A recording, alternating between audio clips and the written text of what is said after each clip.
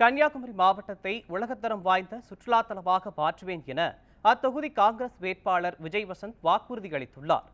India கூட்டணி சார்பில் கன்னியாகுமரியில் போட்டியிடும் காங்கிரஸ் வேட்பாளர் விஜய் வசந்த் தீவிர வாக்கு சேகரிப்பில் ஈடுபட்டு வருகிறார். ராஜகமங்கலம் சந்திப்பு மற்றும் பல்வேறு பகுதிகளில் பிரச்சாரம் மேற்கொண்டு பேசிய அவர், பாஜக மக்களை பிரித்து வருவதாகவும் ராகுல் காந்தி தலைமையில் இந்தியாவில் மீண்டும் ஒரு சுதந்திர போராட்டம் தொடங்கியுள்ளதாகவும் குறிப்பிட்டார். கன்னியாகுமரியை உலகத்தரம் வாய்ந்த சுற்றுலா தலமாக மாற்றுவேன் எனவும் தொழில்நுட்ப பூங்கா அமைப்பேன் எனவும் வாக்குறுதி அளித்தார். வருகின்ற ஏப்ரல் 19ஆம் தேதி மிக முக்கியமான நாள். நாம் ஜனநாயகத்தை காப்பாற்றக்கூடிய நாள். மறந்துடாதீர்கள், மறந்தும் இருந்திராதீர்கள். மத்தியில் ஆளும் பாஜக அரசு எப்படிப்பட்ட மக்கள் விரோத ஆட்சியை நடத்தி கொண்டிருக்கிறார்கள் உங்களுக்கு அறிவீர்கள்.